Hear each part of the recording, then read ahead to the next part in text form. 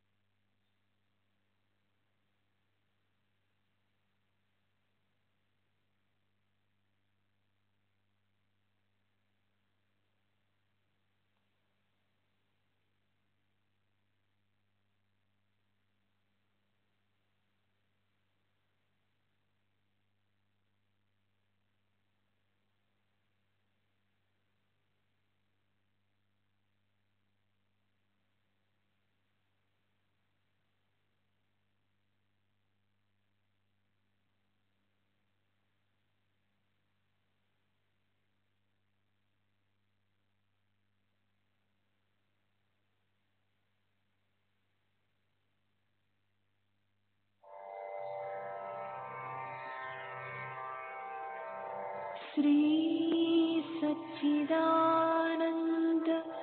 सद्गुरु साईनाथ महाराज की जय।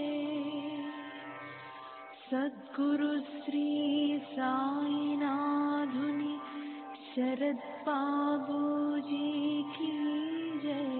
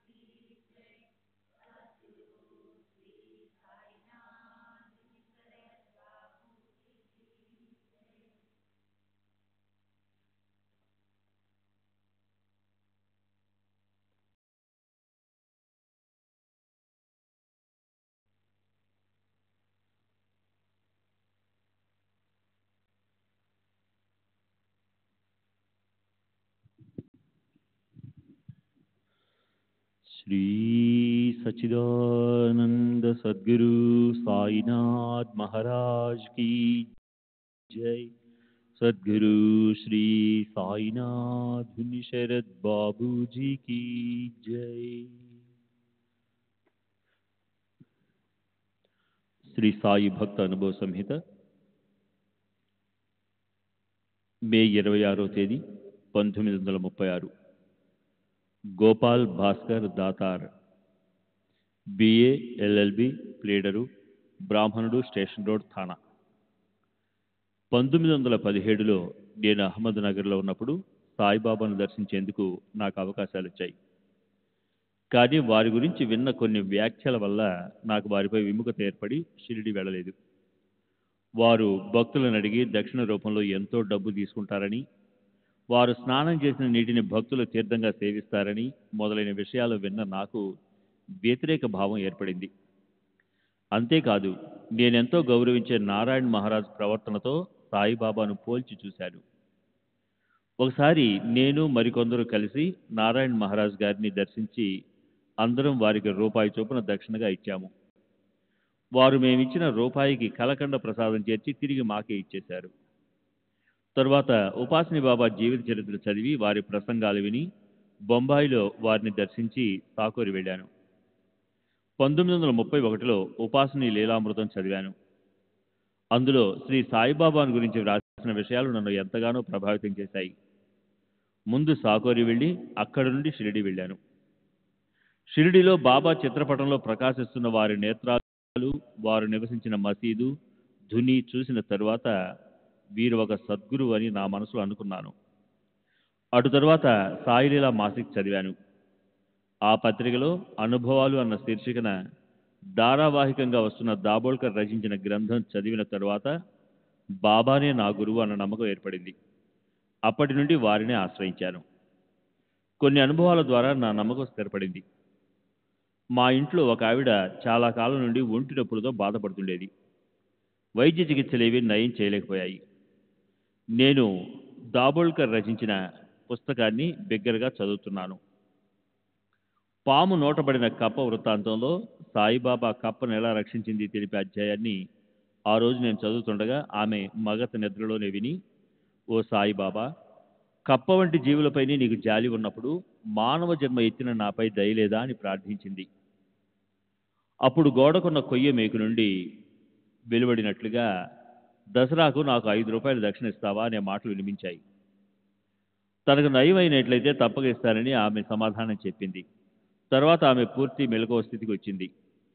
తనకు కలిగిన అనుభవం గురించి నాకు చెప్పి తన చందాగా 5 రూపాయలు దసరా ఉత్సవాలకు పంపమంది. నేను వెంటనే షిరిడీకి 5 రూపాయలు పంపాను. ఆ రోజు సాయంత్రానికల్లా ఆమె బాధలు తగ్గిపోయాయి. ఇది 1931-32లో జరిగింది. ఆ తర్వాత 1932లో నాకు బాబా తరచూ కలలో కనిపించేవారు. వారు చిన్నపిల్లలతో ఎలా ఆడుకుంటారో అలాగే కలలో నాతో ఆడుకునేవారు. ఒకరోజు ఉపాసని బాబా నాకు సహాయం చేయమని సాయిబాబాను కోరినట్లు, బాబా అందుకు సమ్మతించినట్లు కల వచ్చింది. ఒకసారి నేను ఒక పెద్ద సమస్యలో చిక్కుకున్నాను. శాశ్వత నివాసం లేకుండా తిరుగుతూ ఉండే ఒక కక్షిదారుని నేను కోర్టులో హాజరుపరచవలసి వచ్చింది. అతను నాకు రాసిన ఉత్తరాన్ని పోగొట్టడం లేక ఎక్కడో పెట్టి మర్చిపోవడం జరిగింది. ఎంత వెతికినా అది కనబడలేదు. ఎంత ప్రయత్నించినా అతని గురించిన ఆచూకీ కనుక్కోలేకపోయాను. చివరికి బాబాను ఆర్తిగా ప్రార్థించాను. మరుసటి రోజు ఆఫీసులో ఏదో వెతుకుతూ బీరువాపై చేయి పెట్టడం తటస్థించినప్పుడు ఆ ఉత్తరం నా చేతికి తగిలింది. దాంతో కక్షిదారుని అనుకున్న సమయానికి కోర్టులో హాజరుపరచగలిగాను. 2-3 సంవత్సరాల క్రితం దూర ప్రాంతంలో ఉన్న కోర్టు వారు నన్ను ఒక కేసు తాలూకు సాక్షిని విచారించేందుకు నియమించారు. ఆ కేసుకు సంబంధించిన సాక్ష్యాలు, విచారణ వివరాలు మొదలైన వివరాలున్న ఫైలు నాకు పంపారు. నేను దాన్ని ఎక్కడో పెట్టి మర్చిపోయాను. దానికోసం చాలా చోట్ల గాలించాను, కానీ అది దొరకలేదు. నా నిర్లక్ష్యాన్ని కోర్టుకు తెలియజేసి మరలా పేపర్లో పంపించమని అభ్యర్థించాల్సి వస్తుందని అనుకున్నాను. అప్పుడు పండరయాత్రకు వెళుతున్న ఒక వార్కరి మా ఇంటికి వచ్చాడు. కొన్ని రోజుల పాటు అతనిని ఎంతో శ్రద్ధగా సేవించాను. అతనికి నా సమస్య వివరించాను. అతను అది తప్పక దొరుకుతుందని చెప్పాడు. నేను ప్రతిదినం బాబాను కూడా ప్రార్థించేవాడిని. ఆ యాత్రికుడు వెళ్ళిన మరుసటి రోజు వేరే కేసుకు సంబంధించిన పేపర్ల మధ్య నేను వెతుకుతున్న పేపర్లు దొరికాయి. మరణించిన వారికి శ్రాద్ధకర్మలు చేయడం లాంటి ఆచారాలపై మొదట్లో నాకు నమ్మకం ఉండేది కాదు. సంఘ సంస్కరణ భావాల ప్రభావంతో అవన్నీ అర్ధరహితమైన మూఢనమ్మకాలుగా పరిగణించేవాడిని. కానీ నేను సాయి భక్తుడైన తర్వాత, ముఖ్యంగా బొంబాయి కుర్లా కోర్టులో గుమాస్తాగా పనిచేస్తున్న నాచ్నే అను సాయి భక్తుని అనుభవం విన్న తర్వాత వీటిపై నమ్మకం ఏర్పడింది. ఈ మధ్యనే నాచ్నే భార్య పసిబిడ్డను వదిలి చనిపోయింది. భార్యను ప్రేమించే నాచ్నే ఆమెకు సద్గతి కలగాలని నాసిక్ వెళ్లి గోదావరి తీరంలో శ్రాద్ధ కర్మలు జరిపించదలిచాడు. కానీ అతనికి ఇలాంటి విషయాలు ఏమీ తెలియవు. ఏమి చేయాలో, ఎంత ఖర్చు అవుతుందో కూడా తెలియదు. ఇలా భయపడుతూనే 80 రూపాయలు తీసుకుని బయలుదేరాడు. రైల్లో అతనికి ఇతర ఇబ్బందులు ఎదురైనప్పుడు అతని తోటి ప్రయాణికుడు ఎంతో సహాయం చేశాడు.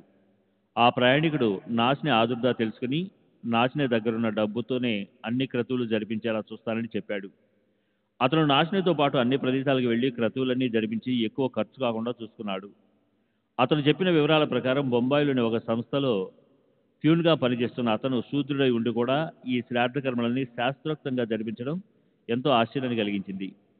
నిస్వార్థంగా నాశనం నుంచి ఒక పైసా కూడా ఆశించకుండా అన్ని రోజులు నాశనేతో ఉన్న ఆ స్నేహితుడు పక్షం రోజుల్లో తిరిగి కలుసుకుంటానని చెప్పి వెళ్ళిపోయాడు. కానీ అతను తిరిగి కలవలేదు. నాచ్నే అతను చెప్పిన చిరునామా ప్రకారం వెళ్ళి చూడగా ఆ సంస్థలో అటువంటి ప్యూన్ ఎవరూ లేరని తెలిసింది.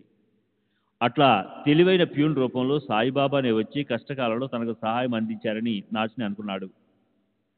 సర్వం తెలిసిన సాయిబాబానే ఆ భక్తునికి శ్రాద్ధ కర్మల విషయంలో తోడుండి అంత సహాయం చేశారంటే అటువంటి కర్మలు తప్పక చేయాలని, చేస్తే ఉపయోగం ఉంటుందని నాకు అనిపించింది. నాశనే ఉదంతం తెలిసినప్పటి నుండి నేను ఈ కర్మక్రతువులన్నీ చేస్తున్నాను. శ్రీ సచిదానంద సద్గురు సాయినాథ్ మహారాజ్ కీ జై. సద్గురు శ్రీ సాయినాథుని శరద్ బాబూజీ కీ జై.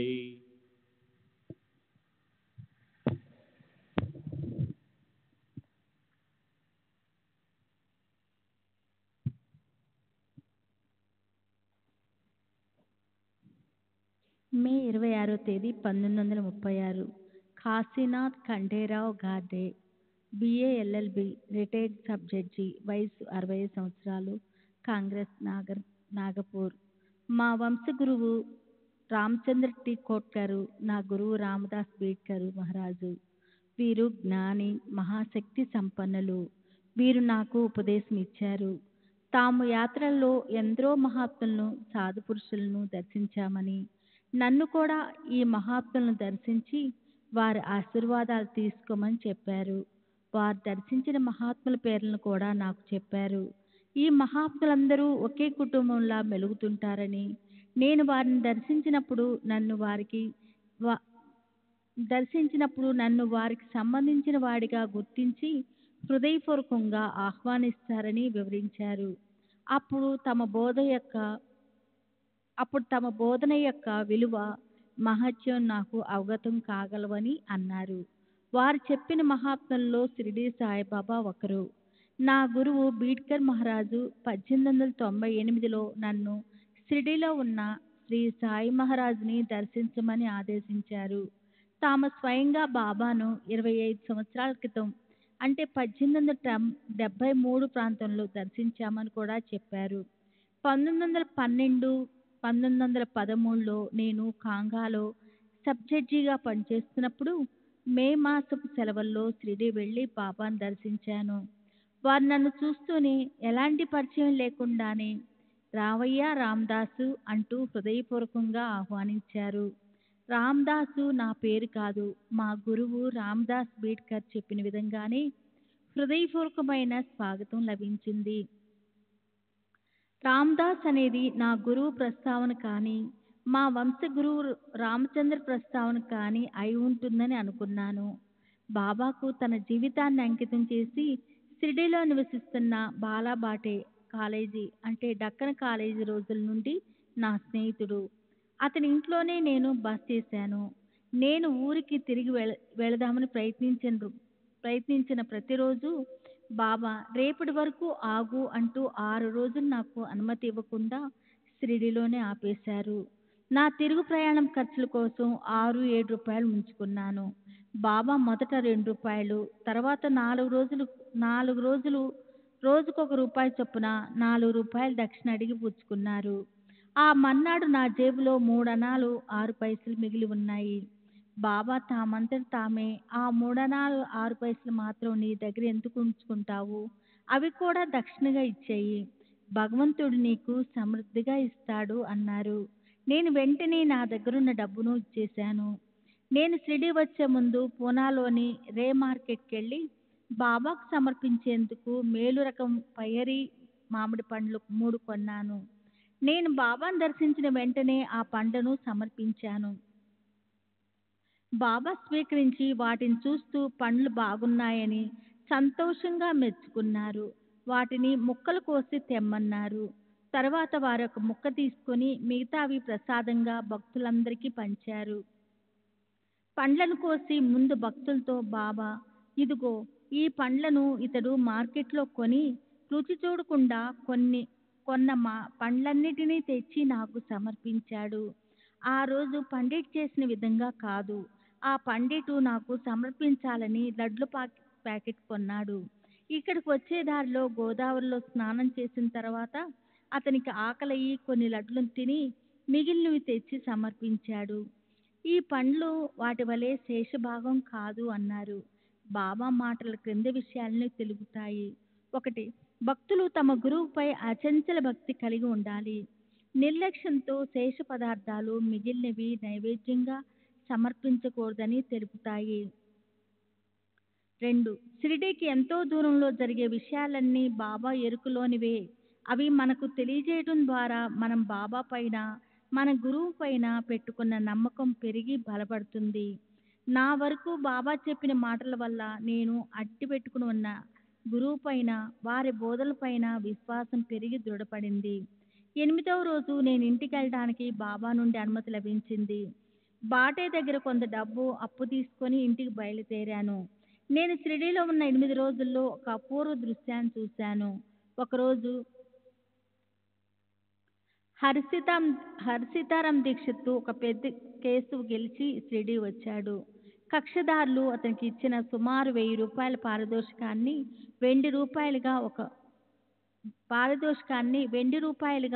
ఒక ట్రంకు పెట్టి నిండా పోసి దక్షిణగా ఆ పెట్టిన బాబా ముందుంచాడు.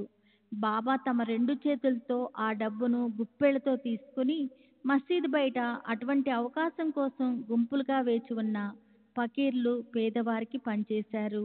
ఇలా కొద్ది నిమిషాలలో ఆ పెట్టెలోనున్న డబ్బంతా దానంగా ఇచ్చేయబడింది. తాను కష్టపడి సంపాదించి తెచ్చిన డబ్బు అలా మాయమైనందుకు దీక్షిత్ మొహంలో లేశమంతైనా బాధ కానీ, అసంతృప్తి కానీ కనిపించలేదు. శ్రీ సచ్చిదానంద సద్గురు సాయినాథ్ మహారాజ్ కి శ్రీ సాయినాథుని శరత్ బాబూజీకి జై. ఇక నా స్నేహితుడు బాలా సాహెబ్ బాటేను గురించి 4 మాటలు చెబుతాను. కాలేజీలో ఉన్నప్పుడు అతను ఒక స్వేచ్ఛాజీవి, స్వతంత్ర భావాలు కలిగి ఉండేవాడు. యథేచ్ఛగా పొగ తాగుతూ, ఒక్క మాటలో చెప్పాలంటే ఈరోజే తిను, తాగు, ఆనందించు, రేపు మనం చచ్చిపోతాం అనేదే అతని సిద్ధాంతం. పొగ పీల్చి అలవాటు లేని నేను ఎత్ర ఎత్ర బాటే తత్ర తత్ర ధూమః, ఎక్కడ బాటే ఉండునో అక్కడ పొగ ఉండును అని పరిహసిస్తూ ఉండేవాడిని. తరువాత బాటే మమతాదారయ్యాడు. కలెక్టర్ దగ్గర మమతాదారుగా పనిచేశాడు. అప్పుడు బాబాను దర్శించడానికి వెళ్తున్న విద్యావంతులైన తన స్నేహితులను వెక్కిరిస్తూ బాబా ఒక పిచ్చివాడని చెబుతుండేవాడు. బాబాను ఒకసారి దర్శించిన తరువాత వారిని గురించి ఒక అభిప్రాయానికి వస్తే బాగుంటుందని అతని స్నేహితులు బాటేకి చెప్పారు. 1909లో అతను వారి మాట ప్రకారం షిరిడీలో క్యాంపు వేసి ప్రతిదినం బాబాను గమనించసాగాడు. ఇలా 4 రోజులు గడిచాయి. 5వ రోజు బాబా అతనిపై కాషాయ వస్త్రాన్ని కప్పారు. ఆ రోజు నుండి బాటే పూర్తిగా మారిపోయాడు. ఉద్యోగాన్ని కానీ, సంపాదనను కానీ పట్టించుకోలేదు. ఆమరణాంతం షిరిడీలోనే ఉండి బాబా సేవ చేసుకుంటూ గడపాలని నిర్ణయించుకున్నాడు. అప్పటి నుండి నిత్యకర్మలు కొనసాగిస్తూ నిత్యం బాబా సమక్షంలో ఉపనిషత్తులు పారాయణ చేయసాగాడు.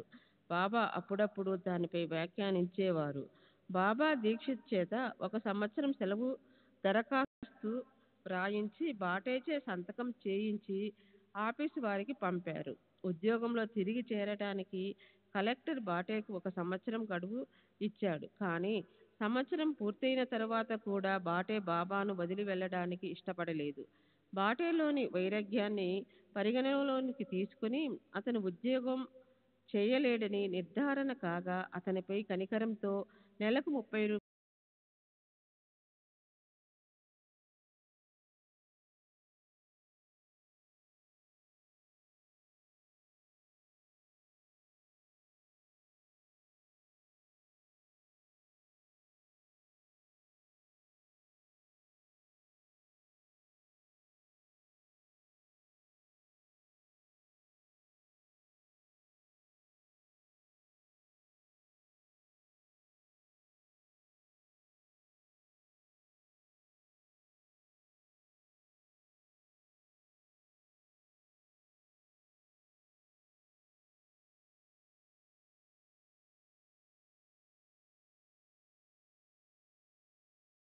30సాయినాథ్ మహారాజ్ కి జై. సద్గురు శ్రీ సాయినాథుని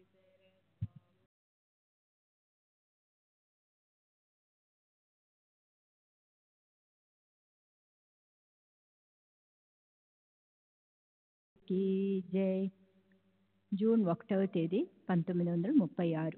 మైనతాయి గణేష్ కువలేకర్. వయస్సు 49 సంవత్సరములు. తండ్రి నానాసాహెబ్ గణేష్ చాందోర్కర్. అష్టాగణపతి ఆలయం దగ్గర పూనా. నేను నానాసాహెబ్ చాందోర్కర్ గారి పెద్ద కుమార్తెను. నాకు 2 తమ్ముళ్ళు ఉన్నారు. నా చిన్న తమ్ముడు బాపుకు ఇప్పుడు 40 సంవత్సరాలు ఉంటాయి. నాకు 12 లేక 13 సంవత్సరాల వయసు ఉన్నప్పుడు, అనగా 1899, 1900, మా కుటుంబ సభ్యులతో కలిసి షిరిడీ వెళ్ళి బాబాను దర్శించాను. ఆ తరువాత తరచూ షిరిడీ వెళ్ళేదానిని. 1918 తరువాత వెళ్ళలేదు. చిట్నీస్గా పనిచేస్తుండిన చిదంబరరావు గాడ్గిల్ మా నాన్నను శ్రీ సాయిబాబాకు పరిచయం చేశాడు. అప్పుడు మా నాన్న గోద్ నదిలో మామల్తదారుగా ఉన్నారు. మేము బాబా వద్దకు వెళ్ళిన తొలి రోజుల్లో జరిగిన ఒక సంఘటన గురించి చెబుతాను. మేము చావడిలో బస చేసి ఉన్నాము. మా నాన్న తప్ప మిగిలిన వారమంతా షిరిడీ నుండి బయలుదేరడానికి సిద్ధంగా ఉన్నప్పుడు బాబా వచ్చి భిక్ష అడిగి వెళ్ళవద్దు అన్నారు. ఆ సమయంలో బాబా కళ్ళు రత్నాల వల మెరుస్తున్నాయి. మేము మా ప్రయాణాన్ని మానుకున్నాము. దారిలో పిల్లలు తినడానికని తీసుకువెళుతున్న తినుబండారాలను బాబాకి ఇచ్చాము. మా నాన్న ప్రయాణాన్ని బాబా ఆపివేసిన లేక వాయిదా వేసిన 1-2 సంఘటనలు చెబుతాను.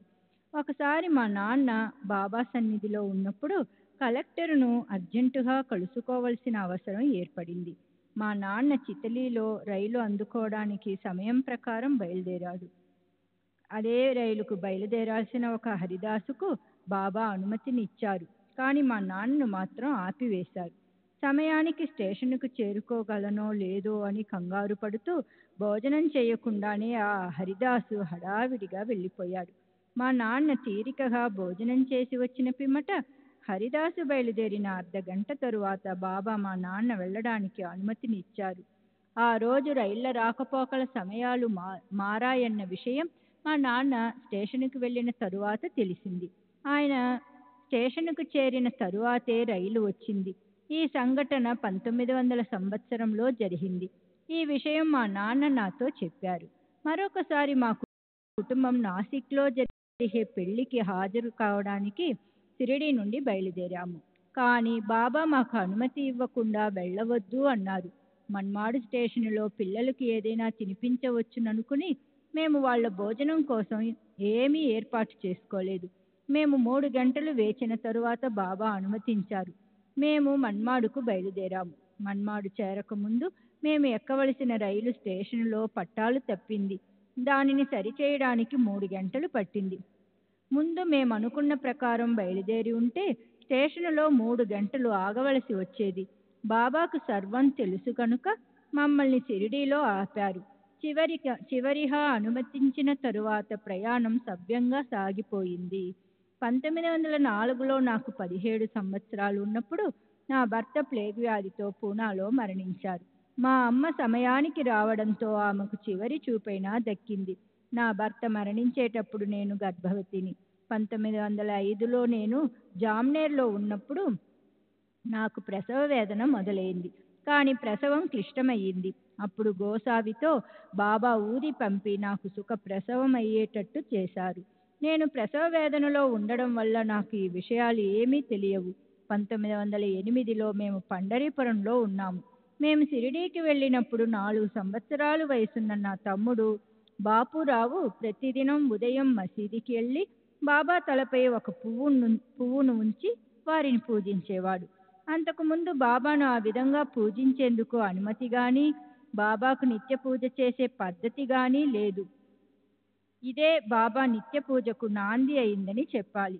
1906లో ఒక భక్తుడు బాబా పాదాలకు నమస్కరిస్తుండగా అతని కంటి అద్దాలు క్రింద పడిపోయాయి. ఇది చూసిన ఒక భక్తుడు క్రింద పడిన అద్దాలు బాబాకే కానుకగా సమర్పిస్తే బాగుంటుంది అని చెప్పాడు.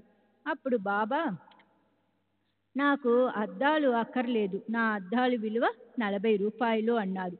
బాబా మాటలలోని అంతరార్థం మా నాన్న నాకు వివరించారు. అద్దము అంటే ఆత్మ సాక్షాత్కారమని, 40 రూపాయలు అంటే 40 సంవత్సరాల క్రితమే బాబాకు ఆత్మ సాక్షాత్కారం అయిందని చెప్పారు. అప్పుడు నాకు 18, 19 సంవత్సరాల వయసు ఉంటుంది. మా నాన్నగారి నుండి తెలుసుకున్న విషయాలు: 1. సాయిబాబాకు మా నాన్న 3, 4 తరాల నుండి తెలుసు. 2. బాబా నారాయణ అనే పదాన్ని తమ మాటల్లో తరచూ ఉపయోగిస్తూ ఉంటారని. నారాయణ తేలి, నారాయణ దోబి. బ్రాహ్మణ సన్యాసులు ఎప్పుడు నారాయణ పదాన్ని వాడుతుంటారు కాబట్టి వారు బ్రాహ్మణ సన్యాసి అయి ఉంటారు. 3. బాబా గీతలోని శ్లోకాలను వల్లిస్తుంటారు కాబట్టి వారికి సంస్కృతం తెలుసు. మా నాన్న సనాతన ఆచారాలను పాటించేవాడు. ఆయన బాబా పాదతీర్థాన్ని ఏనాడు సేవించలేదు. కానీ దీక్షిత్ మొదలైన భక్తులు బాబా పాదతీర్థాన్ని సేవించేవారు. మా నాన్నగారి షడ్డకుడు బాలాసాహెబ్ బీనీవాలే దత్తభక్తుడు. అతను 5-6 సంవత్సరాల క్రిందట చనిపోయాడు. 1899, 1900లో తనకు బాబాపై నమ్మకం లేకపోయినా మా నాన్న కోరిక మన్నించి షిరిడీ వెళ్ళి బాబాను దర్శించాడు.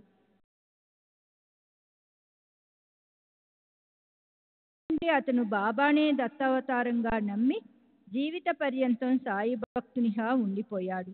నేను మొదట 1900లో సాయిబాబాను దర్శించినప్పుడు వారు నెరసిన జుట్టుతో 50 సంవత్సరాల వయసున్న వారిలా కనిపించారు. కానీ వారు 1918 వరకు ఇంచుమించు అలాగే కనిపించేవారు. 1918లో ఇన్ఫ్లుయెంజా అను వ్యాధి దేశమంతటా వ్యాపించి ఉన్న సమయంలో బాబా మహాసమాధి చెందారు. జూన్ 10వ తేదీ 1936 వినాయక దాజీ బాబే. వయసు 37 సంవత్సరములు. బ్రాహ్మణుడు. షిరోల్, కోల్హాపూర్ రాష్ట్రం. 1932లో నేను బీబీసీఐ రైల్వే కంపెనీలో గుమాస్తాగా పనిచేస్తుండేవాడిని. అప్పుడు నా నెల జీతం 90 రూపాయలు. నేను గురువును అన్వేషిస్తూ 13/4/1932 నుండి 1 నెల రోజుల పాటు గురుగీతను శ్రద్ధగా పారాయణ చేశాను. నేను ఆశించినట్లు నాకు గురువు లభించలేదు. స్వప్నంలో దత్త దర్శనమూ కాలేదు. తరువాత గురువును పూజించడానికి పవిత్రమైన ఒక గురువారం నాడు దత్త మందిరానికి వెళ్ళాను. మందిరంలో దత్త విగ్రహం ఉన్న చోట చక్కగా మలచిన ఒక సమాధి కనిపించింది. మరుసటి రోజు ఉదయం నా స్నేహితుని ఇంటికి వెళ్ళి దాబోల్కర్ రచించిన సచ్చరిత్ర పుస్తకాన్ని చూస్తున్నప్పుడు అందులోని బాబా సమాధి ఫోటో నా దృష్టిని ఆకర్షించింది. ఆ ఫోటోను నేను ఇంతకు ముందు ఎప్పుడూ చూడలేదు. దత్త మందిరంలో నాకు కనబడిన సమాధి అదేనని రూఢీ చేసుకున్నాను. దీనిని బట్టి శ్రీ సాయిబాబాయే నా గురువు అని తెలుసుకున్నాను. కొన్ని రోజుల పాటు బాబా ఊది ధరిస్తూ సాయిబాబాపై రచించిన కొన్ని పుస్తకాలను చదివాను. కానీ ఒక సమాధి గురువు కానేరదని అసంతృప్తిగా అనిపించేది. నేను ఆశ్రయించేందుకు, వారితో నా భావాలు విన్నవించేందుకు ఒక సజీవమైన గురువు కావాలని కోరుకునేవాడిని.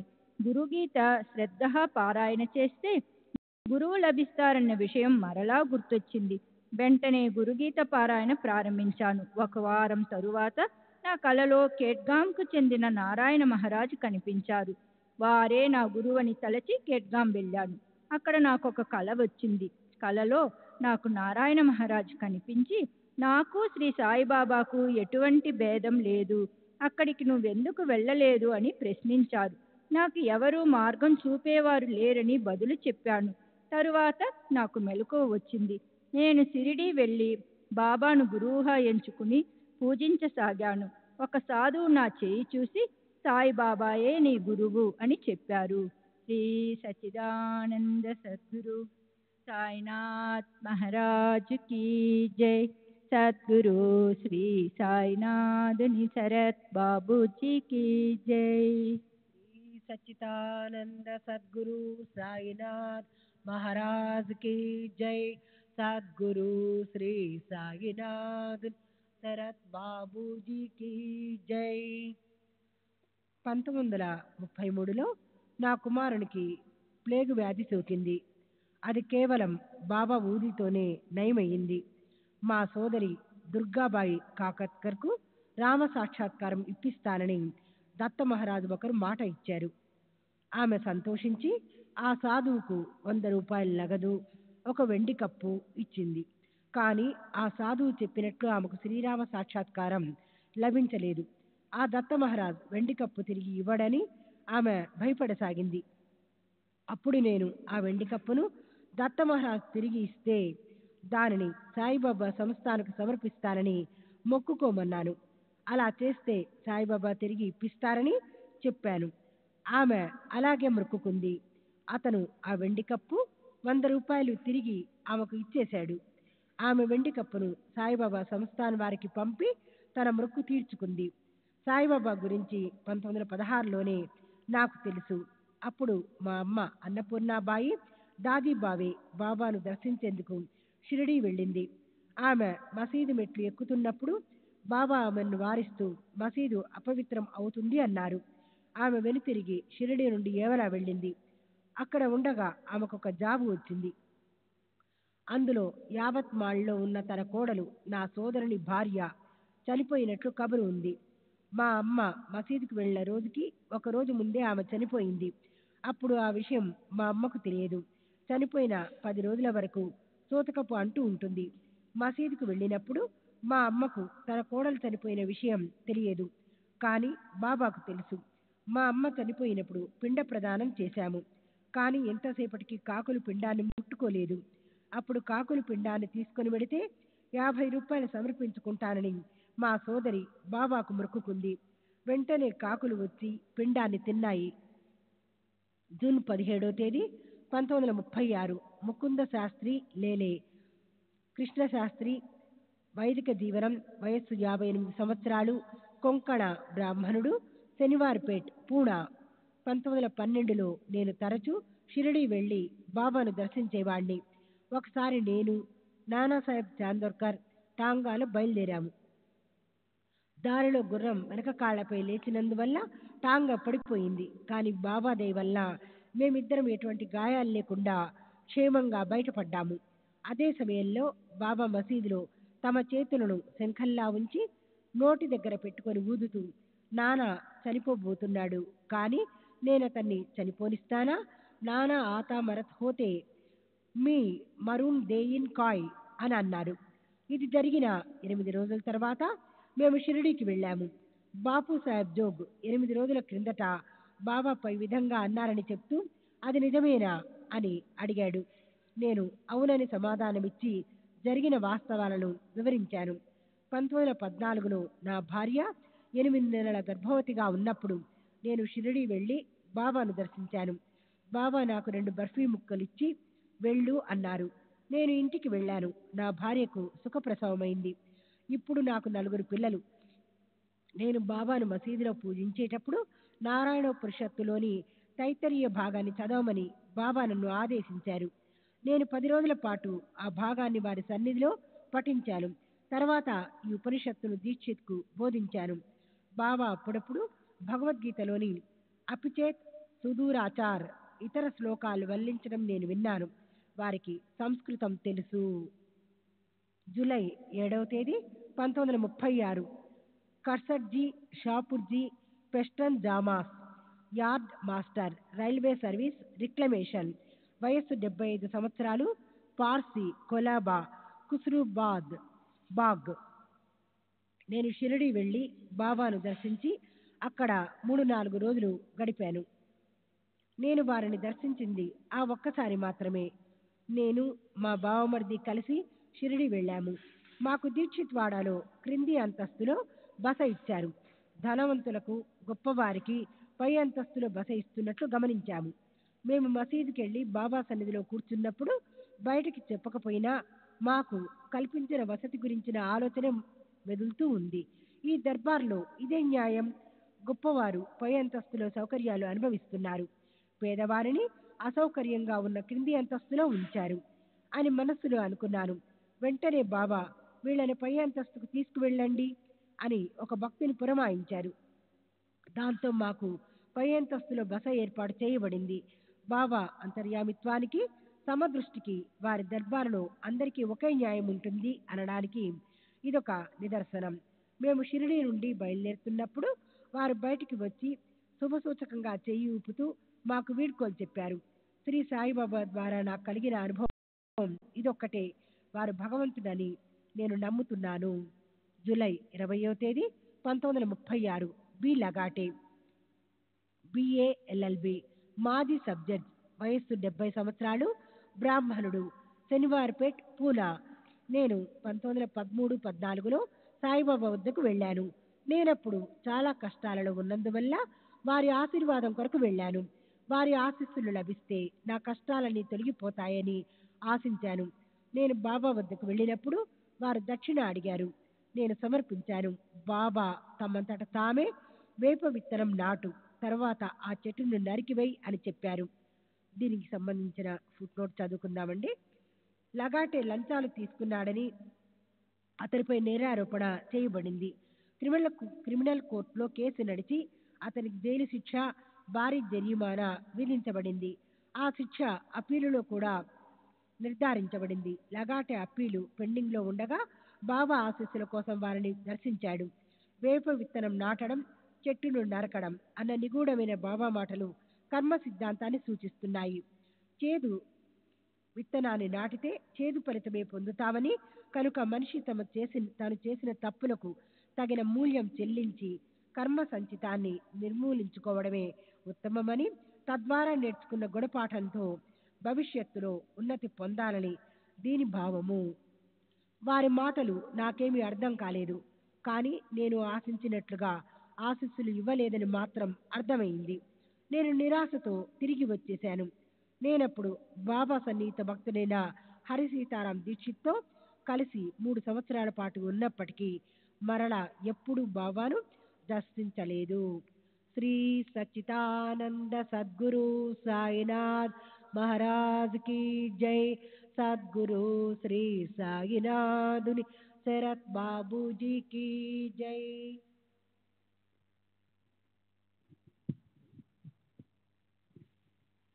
श्री सच्चिदानंद सद्गुरु साईनाथ महाराज की जय. सद्गुरु श्री साईनाथुनि शरत बाबूजी की जय. జూలై 20వ తేదీ 1936.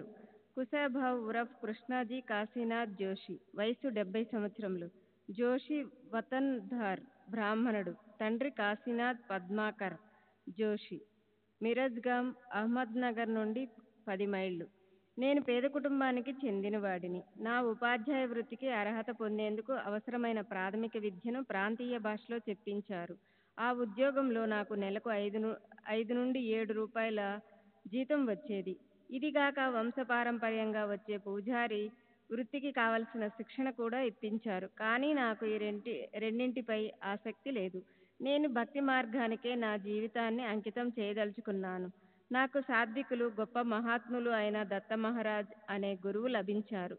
వారిని సేవించుకుంటూ వారి దగ్గర యోగ విద్య అభ్యసించసాగాను. వారి శిక్షణలో ఆసనాలు, ప్రాణాయామం, కుండలిని శక్తిని మేల్కొల్పుట మొదలైన విద్యలన్నీ నేర్చుకున్నాను. నాకు తృప్తి కలగలేదు. మా గురువు గారికి మారణం, ఉచ్చాటనం, వశీకరణం మొదలైన మంత్ర విద్యలెన్నో తెలుసు. ఆ విద్యలు నేర్పమని పట్టుబట్టాను. అవి నేర్చుకోవడం మంచిది కాదని మా గురువు గారు నాకు నచ్చచెప్ప చూశారు. కానీ నా యువరక్తంలో ఉన్న ఉత్సుకత, మొండితనం వలన ఆ మంత్ర విద్యలు నేర్పమని వారిపై గట్టి ఒత్తిడి తెచ్చాను. మా గురువు గారు అయిష్టంగానే నాకు ఆ విద్యలన్నీ నేర్పారు. ఇక ఇనుప కడియాన్ని ధరించి ఈ మంత్రాలను నిర్ణీత సంఖ్య మేరకు నిష్ఠగా జపించి వాటిని వశపరుచుకున్నాను. నేను ఒక మంత్రాన్ని ఉచ్చరించి వెంటనే నా చేతుల్లోనికి పేడాలను, ఇతర మిఠాయిలను తెప్పించగలిగేవాడిని. ఈ మిఠాయిలు నేను తినకూడదు, అమ్మకూడదు. నా మంత్రశక్తికి అబ్బురపడి నన్ను అభినందించే వారికి పంచిపెట్టేవాడిని. ఇవన్నీ కేవలం మంత్రోచ్చారణ ద్వారా చేసేవాడిని. కానీ యక్షులు, కామినీలు మొదలైన దుష్టశక్తులను వశపరుచుకొనుట ద్వారా కాదు. అంతేగాక ఇతరులు ప్రయోగించిన దుష్టశక్తులను నిర్వీర్యం చేయగలిగేవాడిని. ఇది ప్రమాదంతో కూడుకున్నది. ఈ శక్తులను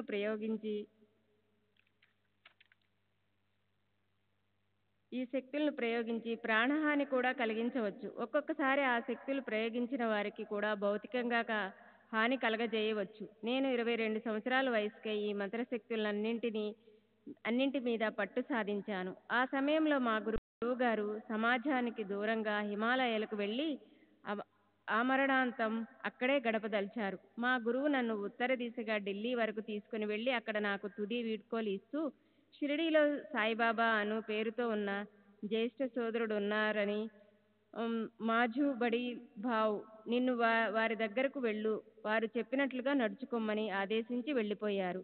ఆ తర్వాత నా గురువు నాకు కనిపించలేదు. వారిని గురించిన వివరాలేవీ తెలియరాలేదు. నేను 1908వ సంవత్సరంలో గురువుగారి ఆదేశానుసారం షిరిడి వెళ్ళి బాబాను దర్శించాను. నేను నా ఇనుప కడియాన్ని తీసివేసి మంత్ర విద్యా ప్రయోగం ద్వారా పేడాలు మొదలైనవి తెప్పించడం మానిన తర్వాతే బాబా తమతో ఉండేందుకు అనుమతిస్తామని చెప్పారు. ఖచ్చితమైన వారి ఆదేశాన్ని పాటించి ఇనుప కడియాన్ని పగలగొట్టి అవతల పారేశాను. మంత్ర విద్యలను కూడా త్యజించాను. షిరిడీలో భిక్ష చేసి జీవనం గడిపేవాడిని. నాకు షిరిడీలో ఒక నివాసం లేదు. బాబా నన్ను పగలంతా మసీదులో ఒక మూల కూర్చొని దాసబోధ పారాయణ చేస్తూ ఉండమని ఆదేశించారు. నేను అలాగే చేసేవాడిని. రాత్రిళ్ళు ఎక్కడ చోటు దొరికితే అక్కడ పడుకునేవాడిని. బాబా నాకు గాని ఇతరులకు గాని ఏ ఉపదేశమూ ఇవ్వలేదు. అప్పటికింకా బొంబాయి నుండి గాని ఇతర పట్టణాల నుండి గాని భక్తులు రావడం మొదలవ్వలేదు. అప్పుడప్పుడు గ్రామస్తులు మాత్రమే వారిని దర్శించి జ్వరము, కడుపు నొప్పి వంటి చిన్న చిన్న సమస్యలకు ఉపశమనం కోరేవారు. బాబా మసీదులో నిరంతరం వెలుగుతుండే తమ దుని నుండి ఊది తీసి వారికి ఇచ్చేవారు. వారు అందరినీ దక్షిణ అడిగేవారు కాదు. కొద్ది మందిని మాత్రం 4-5 పైసలు మాత్రం అడిగి దునికయ్యే కట్టెలకు మొదలగును వాటికి వాడేవారు. వారి దగ్గరికి వచ్చే గొప్పవారి విషయానికొస్తే తరచూ నానాసాహెబ్ నిమోన్కర్ వారితో చూసేవాడిని. బాబా తమ సంభాషణలో బ్రహ్మ, మాయ, వివేకం, మహావాక్య తత్వాలు, సాధన, చతుష్టయాలు మొదలైన విషయాలు ప్రస్తావించగా నేను వినలేదు. బాబా యందు విశ్వాసముంచి ఆశ్రయించిన వాళ్ళకి తమ అద్భుత శక్తులతో భగవంతుని పట్ల విశ్వాసాన్ని కలిగించేవారు. అలా ఆశ్రయించిన వాళ్ళ తమ ఇష్టదైవాన్ని ఉపాసించిన పిదప వారి ఇష్టదైవం యొక్క సాక్షాత్కారాన్ని బాబా ప్రసాదించేవారు. నేను బాబా సన్నిధిలో 3 సంవత్సరాలు గడిపాను. ఆ తర్వాత 9 సంవత్సరాలు వారిని తరచుగా దర్శిస్తూ వచ్చాను. ఈ 9 సంవత్సరాల కాలంలో ఒకసారి బాబా, ఆ 3 తలల వ్యక్తిని చూడు అని అన్నారు. 3 తలలున్నవారు దత్తాత్రేయుడే కాబట్టి గాన్గాపూర్ వెళ్ళి దత్తాత్రేయుని దర్శించమని బాబా ఆదేశంగా భావించాను. నేను గాన్గాపూర్ సంవత్సరానికి 2 సార్లు గురు పూర్ణిమకు ఒకసారి, మాఘ పూర్ణిమకు మరోసారి వెళ్ళేవాడిని. బాబా నన్ను 3 రోజులకొక పారాయణం చొప్పున 108 సార్లు గురుచరిత్ర పారాయణ చేయమని ఆదేశించారు. నేను ఈ పని మీద గాన్గాపూర్ వెళ్ళి అక్కడే 10-11 నెలలు ఉండి వారు చెప్పినట్లుగా పారాయణం పూర్తి చేశాను. నేను నా మంత్రశక్తులు ఉపయోగించడాన్ని బాబా నిషేధించారు. కానీ వారు దయతో నాకు మరొక శక్తిని ప్రసాదించారు. అదెలా జరిగిందో వివరిస్తాను. నేను ఒక ఏకాదశి రోజున మసీదులో వారి ప్రక్కన కూర్చొని ఉన్నాను. అప్పుడు బాబాకు నాకు జరిగిన సంభాషణ. బాబా, ఈరోజు నీవేమి తింటావు? నేను, ఏమీ తినను. ఈరోజు ఏకాదశి. బాబా, ఏకాదశి అంటే ఏమిటి? నేను, ఉపవాసం ఉండే రోజు. బాబా, ఉపవాసం అంటే ఏమిటి? నేను, కందమూలాలు తప్ప మరేదీ తినకుండా ఉండటం. కందమూలాలంటే దుంపవేళ్ళు, మామూలుగా చిలకడ దుంపలనే కందమూలాలు అంటారు. వాటిని ఏకాదశి రోజు తింటాము. సనాతనులు ఏకాదశి రోజు ఉల్లిగడ్డలను తినకూడదు. బాబా కాందాలో గల ఉచ్చారణ సామాన్ని అవకాశంగా తీసుకొని కొన్ని ఉల్లిగడ్డలు, మరాఠీలో కాందా, నా చేతిలో పెట్టి తినమంటూ బలవంతం చేయసాగారు. వారి అభిష్టానికి వ్యతిరేకంగా నడుచుకోవడం ఇష్టం లేక నేను చివరికి లొంగి, మీరు తింటే నేను తింటాను అన్నాను. అప్పుడు బాబా వెంటనే కొన్ని ఉల్లిగడ్డలు తీసుకొని తిన్నారు. నేను కొన్ని ఉల్లిగడ్డలు తిన్నాను. అప్పుడే కొందరు భక్తులు మసీదులోకి వస్తున్నారు. బాబా నన్ను ఆట పట్టించాలని తలచి వచ్చిన భక్తులను ఉద్దేశించి, ఈ బాపనోడిని చూశారా? ఏకాదశి రోజు ఉల్లిగడ్డలు తింటున్నాడు అన్నారు. నేను చేసిన పనిని సమర్థించుకోవాలని, బాబా తిన్నారు కనుక నేను తిన్నాను అని బదులు చెప్పాను. బాబా వెంటనే, నేనసలు ఉల్లిగడ్డలనే తినలేదు అంటూ తిన్నది కక్కేశారు. దానిలో ఉల్లిగడ్డలు అసలు లేవు, చిలకడ దుంపలున్నాయి. మళ్ళీ బాబా, చూశారా, నేను తిన్నది ఉల్లిగడ్డలు కాదు, చిలకడ దుంపలు అన్నారు. బాబా తమ అద్భుత శక్తితో ఉల్లిగడ్డలను చిలకడ దుంపలుగా మార్చేశారు. నాకు అది ఒక మహత్తర అవకాశంగా తోచింది. బాబా కక్కిన దాన్ని ప్రసాదంగా భావించి ఒక్క ఉదుటను దానిపై పడి నోటితో లాక్కొని తినేశాను. బాబా తిట్టి అవతలికి తోశారు, కొట్టారు కూడా. బాబా ఉచ్చిష్టాన్ని ఎంగిలి తినగలిగినందుకు మహదానందంతో ఉన్న నేను ఇవేమీ లెక్క చేయలేదు. అక్కల్కోట మహారాజు వలె బాబా తిట్టిన తిట్లు, కొట్టిన దెబ్బలు శుభాన్ని, శ్రేయస్సును చేస్తాయని నాకు తెలుసు. అందువల్ల వారి తిట్లను, దెబ్బలను ఆశీస్సులుగా భావించాను. మరుక్షణం బాబా మనోవైఖరి మారిపోయింది. వారిపై నాకున్న అచంచల విశ్వాసానికి అభినందన పూర్వకంగా నా తలపై వారి హస్తాన్నుంచి ఆశీర్వదించారు. అప్పటి నుండి బాబాను స్మరించి చేతులు చాచిన వెంటనే నా చేతుల నుండి వెచ్చని ఊది రాలునట్లు వరాన్ని ప్రసాదించారు. ఈ విషయం చెప్పిన తర్వాత కుశాబావు తన 2 చేతులను దోసిలిలా పట్టి ముందుకు చాచి ముఖానికి దగ్గరగా పెట్టుకొని తల ఎత్తి కళ్ళు మూసుకొని బాబాను ధ్యానించాడు. 1 నిమిషం తర్వాత, ఇదిగో ఊది, చేతులు పట్టండి అంటూ తమ దోసిలి గుండా ఊదిని ధారగా పోయసాగాడు. నేను నాతో వచ్చిన అవస్థే అతని దోసిలి క్రింద పేపర్ పెట్టి కొన్ని ఔన్లు ఊది సేకరించి దాచుకున్నాము. బివి నరసింహస్వామి. ఊదీ ప్రసాదం పట్ల విశ్వాసంతో నా దగ్గరకు వచ్చే భక్తులకు ఆ అద్భుత వరం వల్ల లభించిన ఊదిని పంచిపెట్టేవాడిని. అది వారి బాధలను, పలు రకాల దుష్ప్రభావాలను తొలగించేది. సంతానం లేని వారికి సంతానం కూడా ప్రసాదించేది. ఈ శక్తి కొరకు నేను ఏ జపమూ చేయవలసిన అవసరం లేదు. అది నాలో స్థిరంగా నిలిచింది. శ్రీ సచ్చిదానంద సద్గురు సాయినాథ్ మహారాజ్ కీ జై. సద్గురు శ్రీ సాయినాథుని శరత్ బాబూజీ కీ జై.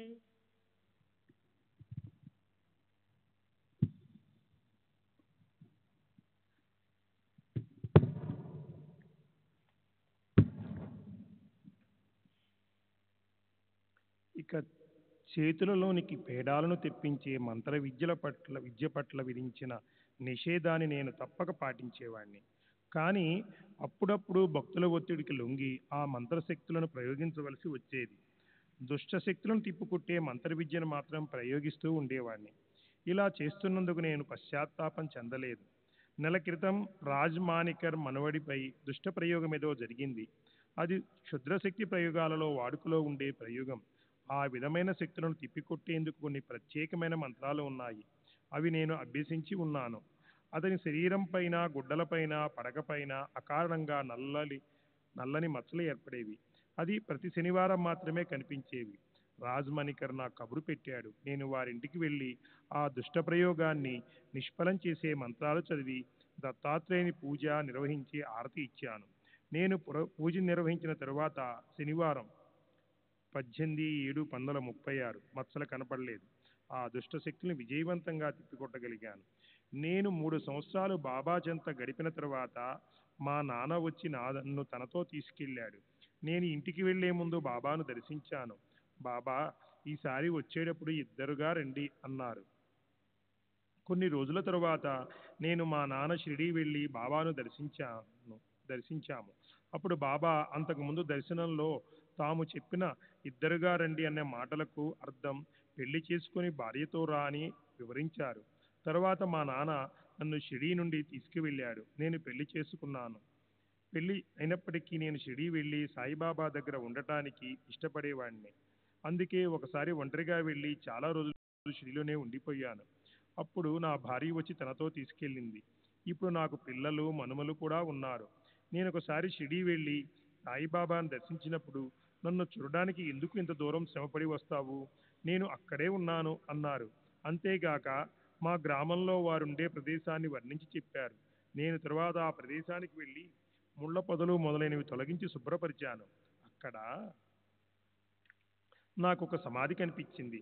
నేను ఆ స్థలాన్ని కొని సమాధిని పూజించసాగాను. అక్కడ నాకు బాబా దర్శనం లభించేది. అప్పటి నుండి శ్రీరామనవమి ఉత్సవాలకు తప్ప నేను షిరిడీ వెళ్ళేవాడిని కాదు.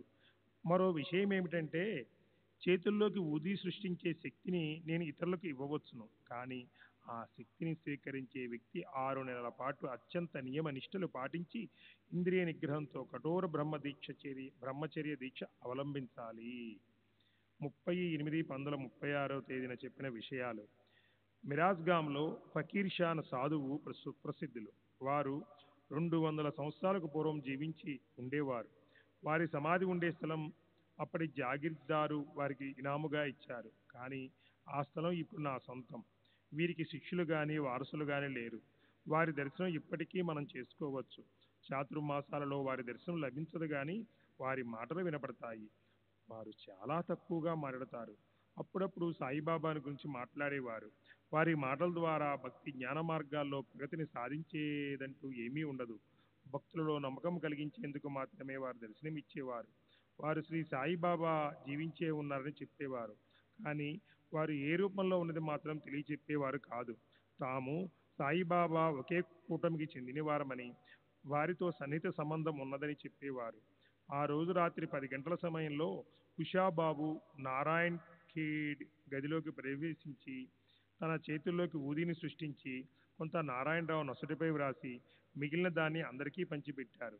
తర్వాత ఊదిని సృష్టించే శక్తిని గురించి మరికొన్ని విషయాలు క్రింది విధంగా చెప్పారు బివిఎస్ స్వామి. నేను చేతుల్లోకి ఊది సృష్టించడం అనేది ఎలాంటి మంత్రాలు ఉచ్చరించడం వల్ల జరిగేది కాదు. కేవలం బాబాను స్మరించడం వల్లే సాధ్యమయ్యింది. కానీ చేతుల్లోకి పేడాలు మిఠాయిలు తెప్పించడం మంత్రప్రయోగం వల్ల జరిగేది. నా చేతుల్లో ప్రత్యక్షమైన పేడ కానీ మిఠాయి కానీ మరొక చోట నుండి తెప్పించబడేది. అంటే పేడాలు ఒక చోట నుండి మరో చోటకు బదిలీ చేయడం అన్నమాట. అందుకే దీన్ని సాయిబాబా నిషేధించారు. బాలకృష్ణ ఉపాసని శాస్త్రి, జూలై 26వ తేదీ 1936. బాలకృష్ణ గోవింద ఉపాసని శాస్త్రి పదవి విరమణ చేసిన సంస్కృత ఆచార్యుడు. వయసు సుమారు 69 సంవత్సరాలు. బ్రాహ్మణుడు. తండ్రి గోవింద గోపాల్ ఉపాసని శాస్త్రి, శనివార్పేట, పూనా. పూనాలో ప్లేగు వ్యాధి ప్రబలి ఉన్నప్పుడు మా కళాశాలలో కొన్ని నెలలు మూసివేశారు. అప్పుడు నేను నా భార్యను అమ్మను తీసుకొని తీర్థయాత్రలకు బయలుదేరాను. హరిద్వార్, ఋషికేశ్ చూసుకొని తపోవన్కు వెళ్ళాము. అక్కడ ఒక సాధువు నాపై వైపే ప్రకాశవంతమైన కళతో తదేకంగా చూస్తుండడం గమనించాను. అతనికి నమస్కరించాను. అతను ఇంకా నన్ను పరికించి చూస్తూ, నీవు సతానాకు చెందినవాడివి కదా అని అడిగారు. మా పూర్వీకుల స్థలం సతానా కాబట్టి అవునని జవాబు చెప్పి తామెవరో చెప్పమని అభ్యర్థించాను. దేవు అదే సమయానికి మధ్యాహ్నానికి ఇక్కడికి రా, నేను చెబుతాను అన్నారు. నేను బసకు వెళ్ళి ఈ విషయాన్ని మా అమ్మకు చెప్పాను. ఆమె కాసేపు ఆలోచించి, వారు మలహారీకు మాయాపుర చెందిన తన వంశ గురువు ఉద్ధవ్ మహారాజ్ అయి ఉంటారని భావించింది. ఆమె కూడా వారిని దర్శించాలన్న కోరికతో నాతో పాటు నిర్ణీత సమయానికి సాధువును కలవాల్సిన ప్రదేశానికి వచ్చింది. 15 నిమిషాలు అక్కడంతా వెతికిన తర్వాత సంచారి అని ఒక సాధువు కోసం వెతకడం వృధా అని ప్రయాసని తలచి మా అమ్మ వెళ్ళిపోయింది. మా అమ్మ వెళ్ళిన మరుక్షణమే ఆ సాధువు నా ముందు ప్రత్యక్షమయ్యాడు. అతడు గంభీరంగా, ఎప్పుడూ ఈ విధంగా నడుచుకోవద్దు అన్నారు. ఏ విధంగా నడుచుకోవద్దు అని అడిగాను. అతను, ఎవరిని రమ్మని ఆదేశిస్తారో వారు మాత్రమే రవాలి. భౌతికంగానే కాక ఇతర విషయాలలో కూడా ఒక వ్యక్తి మరో వ్యక్తికి ఎంతో తేడా ఉంటుంది. ఏ ఇద్దరూ ఒకటిగా ఉండరు. అందువల్ల పిలిచిన వారు మాత్రమే రావాలి అన్నారు. ఇక మీదట అదే విధంగా నడుచుకుంటానని వారికి మాట ఇచ్చి తామెవరో చెప్పమని అభ్యర్థించాను. నీవు నీ ఇంట్లో పూజించే దేవుళ్ళ మధ్య ఒక శాలిగ్రామం పవిత్ర సెలవు ఉంది కదా అని అడిగారు. యథాతథంగా వర్ణించారు. నేను ఉందని చెప్పాను. ఆ శాలిగ్రామంను ఉద్ధవ్ మహారాజుకి ఇచ్చింది నేనే. ఉద్ధవ్ మహారాజ్ దాన్ని అతని మనవడికి ఇచ్చాడు. అతను మీ తాతగారికి ఇచ్చాడు అని చెప్పారు. ఆ శాలిగ్రామం నాకు వంశపారంపర్యంగా లభించింది. దాన్ని నేను పూజిస్తున్నాను. ఆ సాధువు చూడడానికి 50-60 సంవత్సరాల వయసున్నట్లా కనిపించారు. లావుగా, బలంగా, ఒంటిపై కేవలం కౌపీనం మాత్రమే ధరించి ఉన్నారు. అప్పటికి వారెవరన్నది నాకు నిర్ధారణ కాలేదు. అంతలో ఆయన తమ చేతులను ఊపుతూ నా దృష్టిని ఆకర్షిస్తూ, ఒక చెట్టు ఉంది, ఇద్దరు దాన్ని ఎక్కారు, ఒకడు క్రిందకు వచ్చాడు, మరొకడు పైకి వెళ్ళాడు అన్నారు. అప్పటి వరకు మరాఠీలో మాట్లాడుతున్న వారు ఈసారి హిందుస్థానీలో మాట్లాడారు. చివరగా వారు నీవు తెలుసుకుంటావులే అని చెప్పి అదృశ్యమైపోయారు. ఇది జరిగిన చాలా సంవత్సరాల తర్వాత 1910-11లో 31-12-1911 ప్రాంతంలో వచ్చిన క్రిస్మస్ సెలవుల్లో నా తమ్ముడు కాశీనాథ్ను ఉపాసనీ బాబా వెతకడానికి ధూలే నుండి దక్షిణ వైపు బయలుదేరాను. కాశీనాథ్ ప్రాణాయామం అభ్యర్థిస్తూ శ్వాసకు సంబంధించిన ఒక వింత జబ్బుకు గురి అయ్యాడు. అతను పడుకుంటే ఊపిరి ఆగిపోయేది. అందువల్ల పడుకోలేడు. తత్ఫలితంగా నిద్ర కరువైంది. జీర్ణశక్తి కూడా లోపించింది. దాంతో అతను విల్లు విడిచి వెళ్ళిపోయాడు. మాకు కూడా అతని జాడ తెలియలేదు. నేను రైలులో మన్మాడు నుండి దక్షిణం వైపు వెళ్తున్నాను. ఆ రైలు కోపర్గాంలో కొద్ది నిమిషాలు ఆగినప్పుడు కోపర్గాం మమలతాదారుగా పనిచేస్తున్న నా స్నేహితుడు భట్ ప్లాట్ఫారం పై నన్ను కలిశాడు. తనతో ఒకరోజు ఆనందంగా గడపమని అక్కడ దించేశాడు. అక్కడికి 6 మైళ్ళ దూరంలో ఉన్న షిరిడి సాయిబాబా అనే గొప్ప సాధువు ఉన్నారని వారిని తప్పక దర్శించమని చెప్పి తన టాంగాలో షిరిడీకి పంపాడు. నేను మసీదుకు వెళ్ళాను. సాయిబాబా దుని దగ్గర నిలబడి అప్పుడప్పుడు తన చుట్టూ తాము తిరుగుతూ ఉన్నారు. వారు నన్ను చూసి లోపలికి రమ్మని పిలిచారు. నేను వెళ్ళి వారికి సాష్టాంగ నమస్కారం చేశాను, ప్రణామం చేశాను. నన్ను పరికించి చూస్తూ ఖండోబా దేవాలయానికి వెళ్ళమన్నారు. బాబా ఖండోబా దేవతను దర్శించమని చెబుతున్నారని తెలిసి అందరూ దేవుళ్ళు బాబాలోనే ఉన్నారని వారి దర్శనంతో నాకు తృప్తి కలిగిందని బదులు చెప్పాను. ఖండోబా ఆలయానికి వెళ్ళు అని బాబా మళ్ళీ చెప్పారు. దీన్ని బట్టి వారు నన్ను అక్కడ ఉండకుండా వెళ్ళిపోమంటున్నారని అనుకున్నాను. దాంతో నేను మసీదు పక్కనే నా ఇంటికి వెళ్ళాను. వారికి సాయిబాబా ఆదేశం గురించి చెప్పగా ఖండోబా ఆలయంలో ఉపాసనీ శాస్త్రి అనే వ్యక్తి ఉన్నాడని వారు చెప్పారు. వెంటనే నేను ఖండోబా దేవాలయానికి వెళ్ళగా అక్కడ నా తమ్ముడు కనిపించాడు. కాశీనాథ్ తాను బాబా ఆదేశం మేరకు అక్కడ నివసిస్తున్నానని, సాయిబాబాను అరుదుగా దర్శిస్తానని చెప్పారు. నేను అతని భోజన ఖర్చుల నిమిత్తం 4 రూపాయలు దాదా కేల్కర్కి ఇచ్చి తిరిగి మసీదుకు వచ్చాను. నేను అప్పుడు షిరిడీలో 2 రోజులు గడిపాను. మొదటి రోజు బాబా అందరినీ మామూలుగా దక్షిణలు అడుగుతున్నారు. కొందరు వారికి దక్షిణ సమర్పించారు. వారు చేయి చాపి నన్ను కూడా దక్షిణ కూర్చుని ఇస్తావా అని అడిగారు. నా దగ్గర డబ్బులు లేవని నా ప్రణామాలు సమర్పించాను. బాబా అప్పుడు హిందుస్థానీలో చూడు, ఒక చెట్టు ఉంది, ఇద్దరు దానిని ఎక్కారు, ఒకడు కిందకి వచ్చాడు, మరొకడు పైకి వెళ్ళాడు అని తపోవనంలోని సాధువు చెప్పిన మాటలు యథాతథంగా చెప్పారు. నేను ఒకసారి తపోవనం సాధువును గుర్తు చేసుకుంటూ చూడడానికి ఆ సాధువు సాయిబాబా వేషధారంలో వేరుగా ఉన్న రూపంలో దగ్గరి పోలికలు కనిపించాయి. తరువాత సాయిబాబా తమ స్వీయ చరిత్రలోని కొన్ని జ్ఞాపకాలను ప్రస్తావించారు. ఝాన్సీ రాణి పాల్గొన్న యుద్ధంలో తాము సైన్యంలో ఉన్నామని చెప్పారు. 2వ రోజు కూడా సాయిబాబా నన్ను దక్షిణ అడిగారు. నా దగ్గర రైలు ఛార్జీలకు బొటాబొటిగా సరిపోయే డబ్బులే ఉన్నాయని, దక్షిణ ఇవ్వలేకపోతున్నందుకు క్షమించమని అన్నాను. అప్పుడు వారు నా జేబులోనున్న వెండి గడియారాన్ని చూపిస్తూ దాన్ని దక్షిణగా ఇవ్వమని అడిగారు. నేను ఒక నిమిషం సంకోచించిన మొత్తాన్ని వారికి సమర్పించాను. వారు దాన్ని తీసుకుని ప్రక్కనే ఉన్న ఒక ఫకీర్కి ఇచ్చారు. తర్వాత నన్ను చూస్తూ గడియారం కోల్పోయానన్న నా బాధను తీరుస్తూ దీనివల్ల నువ్వు పోగొట్టుకున్నది ఏమీ ఉండదులే అన్నారు. నేను వారికి ఇచ్చింది బహుస్వల్పం అని చెప్పి నేను ఇంటికి బయలుదేరాను. కోపర్గా మీదుగా పూనా చేరాను. అక్కడ నా స్నేహితుడైన నాతో ఇంటికి వెళ్ళాను. షిరిడీలో సాయిబాబాకు నేను సమర్పించిన జేబు గడియారం గురించి మాట్లాడుతూ అలాంటి గడియారం కొనాలంటే ఎంత ఖరీదు అవుతుందని విచారించాను. అదే సమయంలో ఓ నాతూ సోదరుడు 60 రూపాయలు ఖరీదు చేసే బంగారం జేబు గడియారాన్ని పంపి దాన్ని నన్ను కానుకగా స్వీకరించమని చెప్పాడు. నేను స్వీకరించాను. నేను సాయిబాబాకు గడియారం ఇచ్చినందువల్ల పోగొట్టుకున్నది ఏమీ లేదు. నేను షిరిడీకి 1-2 సార్లు వెళ్ళాను. అప్పుడు శ్రీ సాయిబాబాపై ఒక సంస్కృత పద్యాన్ని రచించాను. శ్రీ సచ్చిదానంద సద్గురు సాయినాథ మహారాజ్ కీ జై. సద్గురు శ్రీ సాయినాథుని శరద్ బాబూజీ కీ జై. సాయి బాబా సాయి బాబా సాయి బాబా సాయి బాబా.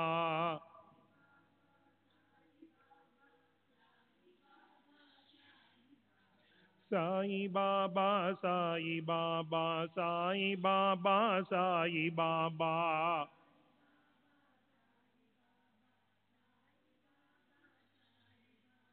సాయి బాబా సాయి బాబా సాయి బాబా సాయి బాబా.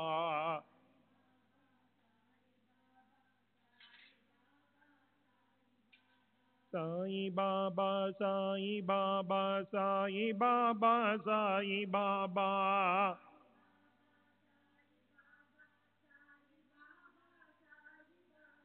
సాయి బాబా సాయి బాబా సాయి బాబా సాయి బాబా.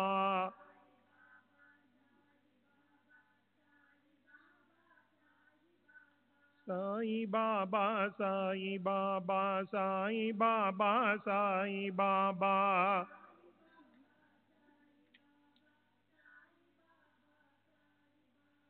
సాయి బాబా సాయి బాబా సాయి బాబా సాయి బాబా.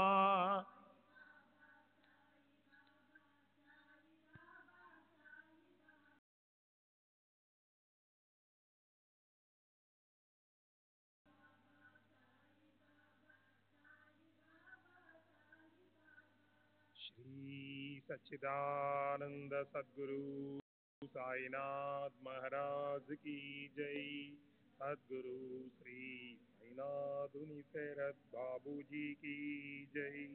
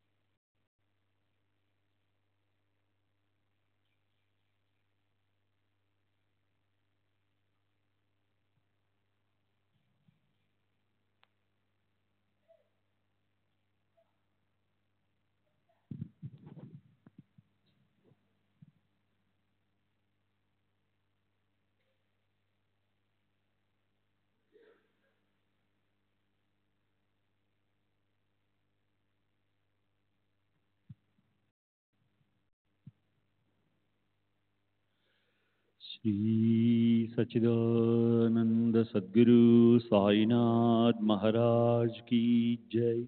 सद्गुरु श्री साईनाथ शरद बाबू जी की जय। साई रहम नजर करना, बच्चों का पालन करना। साई रहम नजर करना, बच्चों का पालन करना। जाना तुमने जगत पसार, सब ही झूठ जमाना। जाना तुमने जगत पसार, सब ही झूठ जमाना। साई रहम नजर करना, बच्चों का पालन करना। साई रहम नजर करना, बच्चों का पालन करना।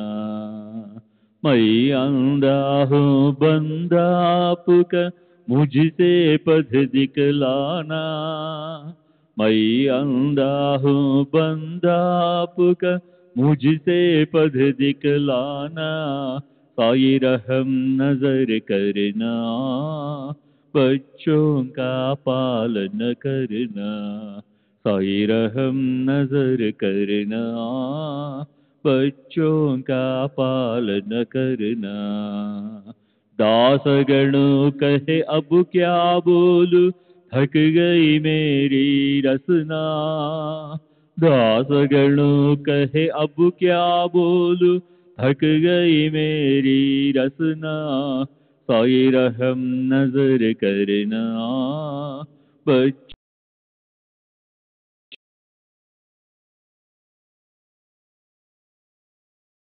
करना। रहमो नजर करो अब मोरे साई, तुम बिना नहीं मुझे माँ बाप भाई। रहमो नजर करो, मैं अंधा हूँ बंदा तुम्हारा। मैं अंधा हूँ बंदा तुम्हारा।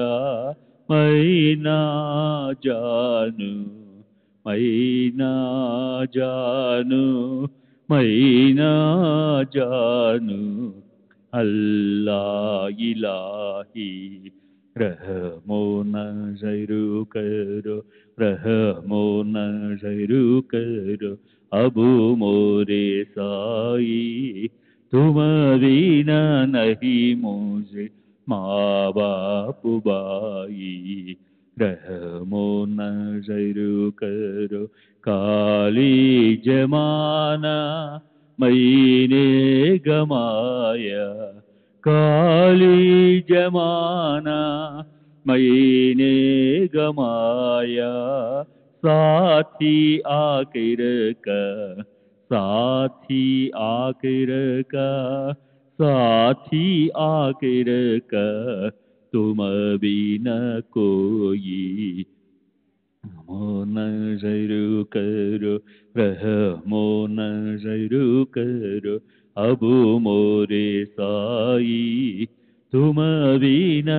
नहीं मुझे माँ बाप बाई रहमो नजर करो अपने मस्जिद का झाड़ू गणो है अपने मस्जिद का झाड़ू गणो है मालिक हमारे मालिक हमारे मालिक हमारे तुम बाबा साई रहमो नजर करो रहमो नजर करो अब मोरे साई तुम बिना नहीं मुझे माँ बाप बाई रहमो नजर करो।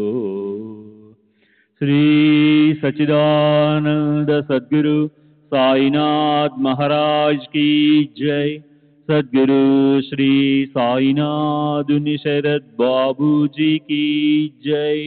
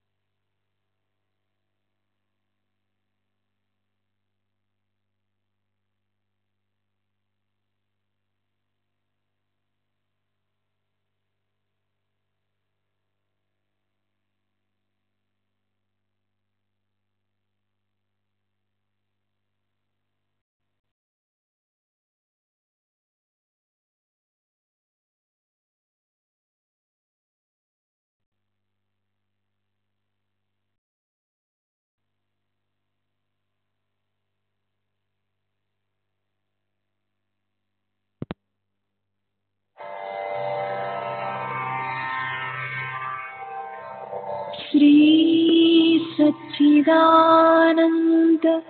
सद्गुरु साईनाथ महाराज की जय। सद्गुरु Shri Sai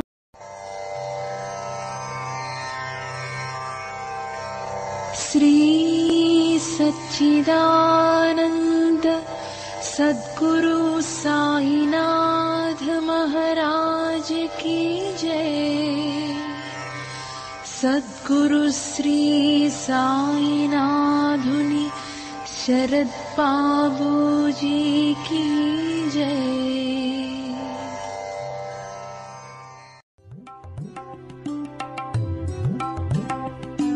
Sai Baba Sai Baba Sai Baba Sai Baba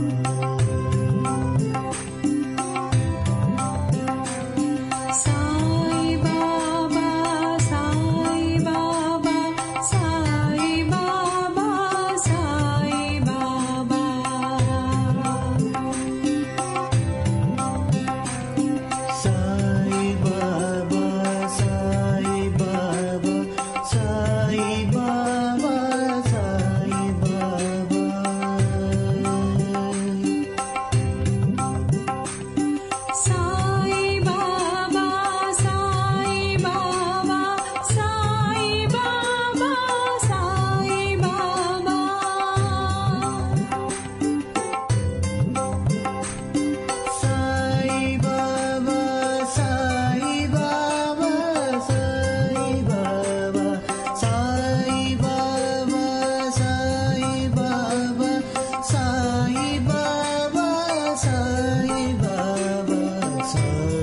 Baba, Sai Baba, Sai Baba, Sai Baba.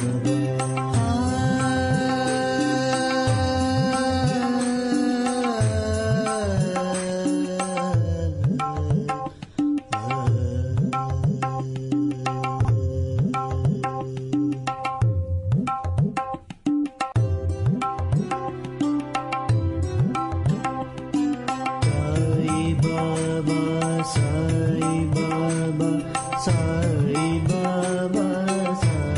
Baba.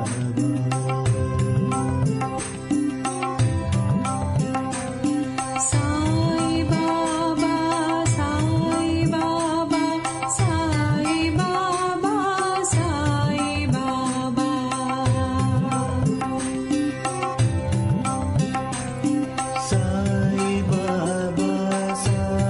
Baba, Sai Baba, Sai Baba.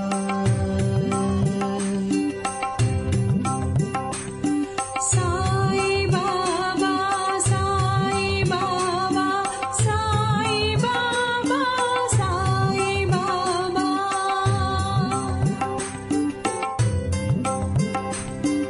Sai Baba, Sai Baba, Sai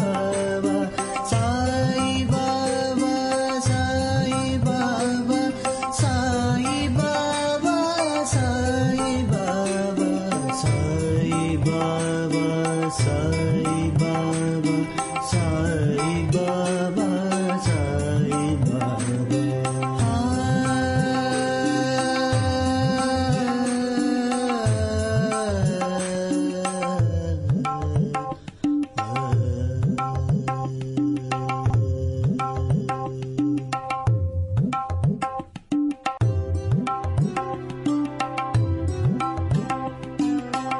Sai Baba, Sai Baba, Sai Baba.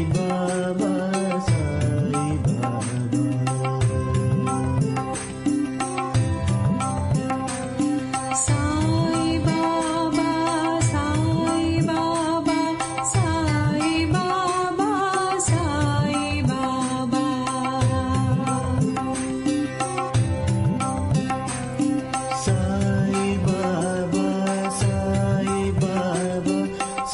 Sai Baba, Sai Baba.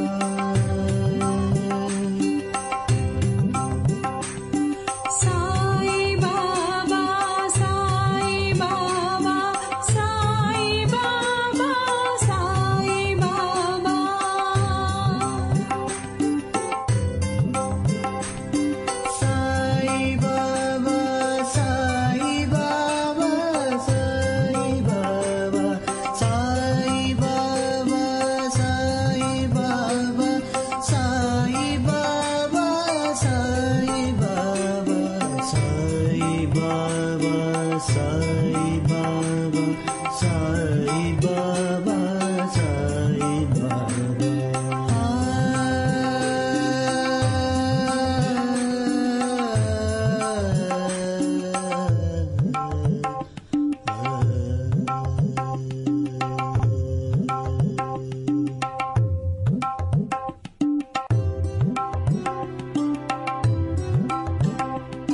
Sai Baba, Sai Baba.